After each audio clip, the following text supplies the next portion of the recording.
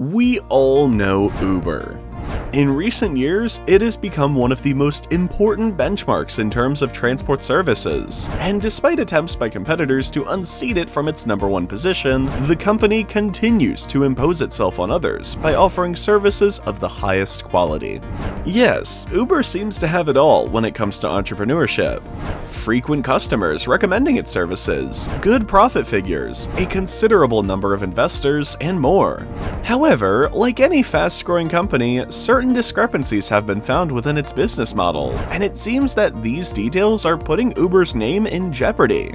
What will happen to Uber if these details are verified? Can they survive what lies ahead, or are they on the verge of a collapse, the likes of which they have never experienced before? Can the company survive such a scandal? From the leaked documents on the subject, it seems that if the allegations against Uber are true, the situation could get much worse among the company's executives and investors themselves. However, considering that the published data is still under analysis, we could say that the worst is yet to come for the company. Where is the divide between making bold promises and misleading investors? We shall see. From the information that has come to light so far, Uber's problems began with the massive leak of sensitive internal documents. These, contrary to expectations, shed new light on the strategies the taxi company has taken to get and stay on top. It seems they sought to apply the same philosophy as other scam companies. With it, fake it till you make it. And that led them to break the rules and the law, eliminating everything that stood in their way. Thanks to a trove of leaked files, the inside story of how ride-hailing giant Uber broke laws, cheated police, used violence against drivers, and secretly lobbied governments has been revealed. The leaked documents span from 2013 to 2017, and among the plethora of transactions, we can find emails, WhatsApp messages, message notes, and more.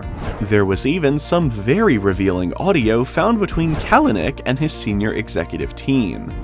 There is a lot of material to analyze in these files, and most of the information released is of an accusatory nature.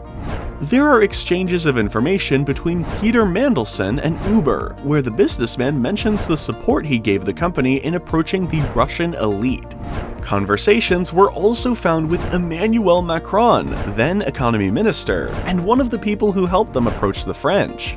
Similarly, other documents suggest that George Osborne, quote, supported the US economy's efforts to grow its business in the UK. He allowed the company to position itself to avoid future UK taxation.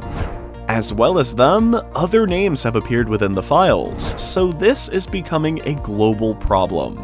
While interacting with politicians, the company set about putting together the infrastructure to avoid legal ramifications after its launches. From what was found, these actions occurred several years in advance, so the company was allowed to continue operations. The company also installed a kill switch, which was added to its systems as a way of locking down the local offices of its corporate network. This prevented the disclosure of secrets in police raids. As for aggressive tactics, if there were protests against Uber, the drivers themselves were involved in a whole series of life-threatening situations. During the protests in Western Europe, the number of injured drivers reached 18 in one day. 3 of these were relatively serious cases, involving a badly damaged car and 2 injured drivers. Co-founder and then CEO Travis Kalanick's response was, quote, "If we have 50,000 passengers, they won't and can't do anything," he wrote. "I think what happened was worth it. Violence guarantees success, and these guys got what they deserved, didn't they? They agreed on the right place and the right time to act." Such statements were considered harsh at the time, and today, Kalanick's spokesperson, quote, questioned the authenticity of some documents, as Kalanick, quote, never suggested that Uber should profit from violence at the expense of driver safety. And speaking of the company's statements, Uber has placed most of the blame on Kalanick, who left the company in 2017. Quote, "5 years ago, those mistakes culminated in one of the most infamous confrontations in the history of corporate America. That event generated a great deal of media speculation about what happened, and also led to a series of high-profile lawsuits, multiple government investigations, and the firing of several top executives, the company said in its statement. Quote, "That was the reason Uber hired a new CEO, Dara Khosrowshahi, who was charged with transforming the company's operations." While that statement was issued in order to disassociate the company from those documents, we cannot ignore how they refer to what happened with Kalanick in 2017. Calling it a settling of scores only serves to further obscure the picture the company is currently experiencing. Why? Why are they still not being held accountable for the actions they took to get to the top? And we're halfway through the video. While you're getting something to keep watching the news, let's recap. Uber has gotten itself into some pretty big trouble, and is accused of mismanagement and misinformation to investors. This all came to light due to a series of leaked documents.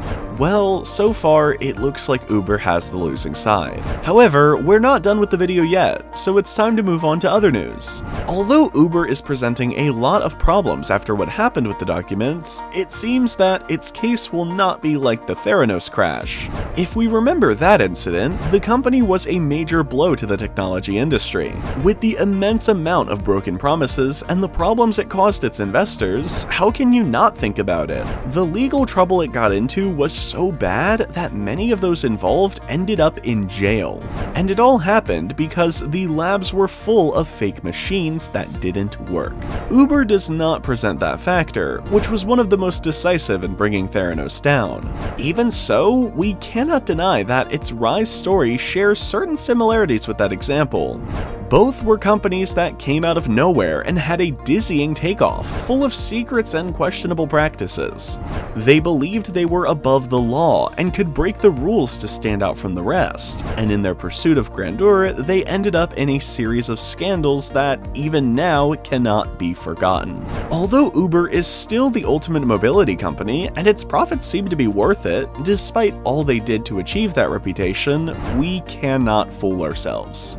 At some point, Uber and those responsible for what is happening to them are going to end up answering for their crimes.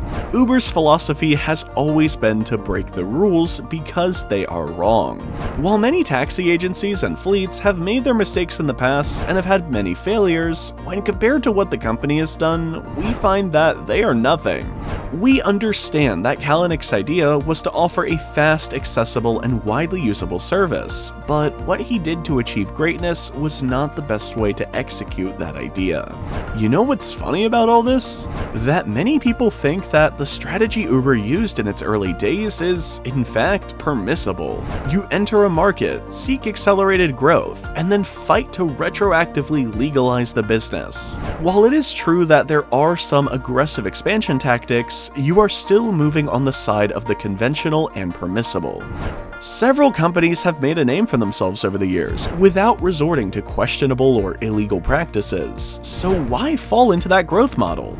Be that as it may, what we can confirm is that Uber's quiet and smooth ride has come to an end.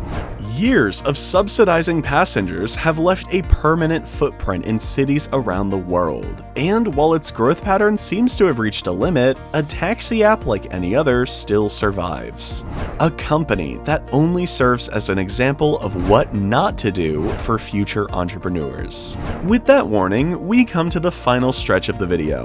From what we saw in the Uber case, it seems that the situation has escalated to levels that the company itself apparently did not expect to encounter. The leaking of documents is already a serious problem, but if you add the content itself, you have a ticking time bomb that endangers the workers and everything they have achieved. In the end, whether the information is true or not, they will be the ones who will resent the fact. So, faced with this scenario, we ask you, do you think it's fair for the workers? What will happen to Uber if what is said in the documents is confirmed? Are we seeing the beginning of its end? Leave your comments on the video and share what other topics you would like us to cover. Thank you so much for sticking around to the end and for your likes. All that support gives us more reach, and that, along with your subscriptions, puts us on the platform map. See you next time.